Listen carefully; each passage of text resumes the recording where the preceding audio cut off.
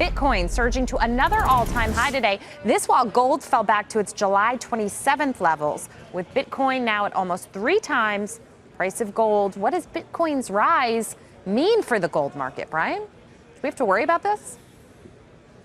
Well, I think when you're looking at Bitcoin, it makes sense that this is a type of cryptocurrency, a currency that you can exchange with people more readily, where you don't have to go through necessarily a third party. And obviously, it makes it easier. Instead of carrying around a bag of gold on my shoulder and exchanging that, I could walk in and have my iPhone here and pay somebody in Bitcoin. Right. So it makes sense that the ease of it is another place to go to get out of that fiat currency realm of money printing, and so that's where people are headed. And the fork in the road that happened in Bitcoin, certainly people maybe expected a little difficulties there. That transferred pretty well, so cryptocurrencies moving higher here. But when you look at gold over the last couple months, they've tracked very well correlated to the cryptocurrency if you price adjust and volatility adjust it. And so I think gold still has a little bit of catching up to do, Jackie. So basically, I mean, explain this to me. It's a positive for people who don't really know a lot about Bitcoin. If you're using Bitcoin, it actually is a positive for gold. I think it is, because in both situations, this is an alternative to using euros or using the US dollar or using yen. But, in places of the world where we've just seen endless amount of printing of money and sort of falsifying what your backing is behind, these are areas where it's very difficult to get a handle on. Bitcoin's obviously very difficult to mine. Gold also very difficult to mine. So supply and demand, these are alternative currencies that people can buy and exchange with each other. And Bitcoin really has taken off as one that's been easier to do. It's gotten through a lot of the bumps in the road, and I think it's very real.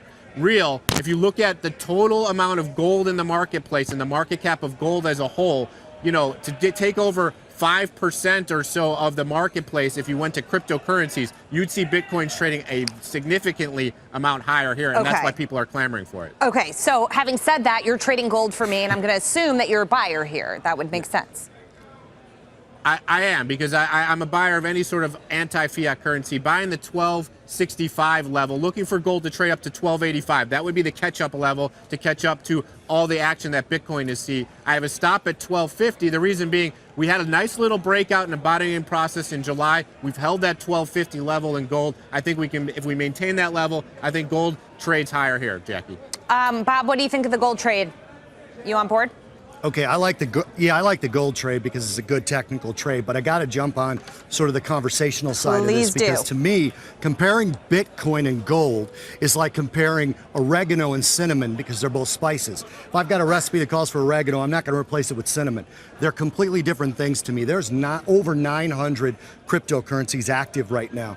We talk regularly with our group about Bitcoin, about Ethereum, about Litecoin, about Ripple, about IOTA, and Bitcoin right now is the most popular one and it's the most valuable one, but I don't see it as a store of value, because any one of these can come out with a slightly better technology and completely replace Bitcoin. I do like it, and I am also anti-fiat, as Brian is, and I like his gold trade.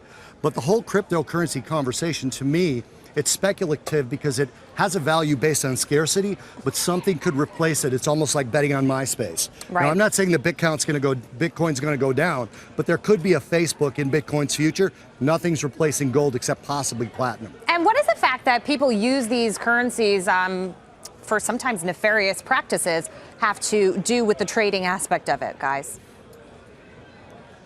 Well, yeah, I mean, I think, if more and more regulation comes into play, that could have a factor on some of these, because obviously, like you said, the nefarious transactions that do happen, the ease at which you can transfer your ledger and your exposure to one thing to another, having that ease in the Bitcoin world, is something that's desired by, let's say, not the best people in the world. So, certainly if we get more crackdown on that, that could be a factor in Bitcoin. But, the fact remains is most people are using some sort of software hub or whatever to store their Bitcoin. So it's not like you just transfer Bitcoin and it disappears off the face of the earth. There still is somewhat of a transactional thing that you can sort of take a look at, albeit not as easy as someone storing gold in a bank account or in a safety deposit box. Have you ever actually used it, Brian? I'm just curious.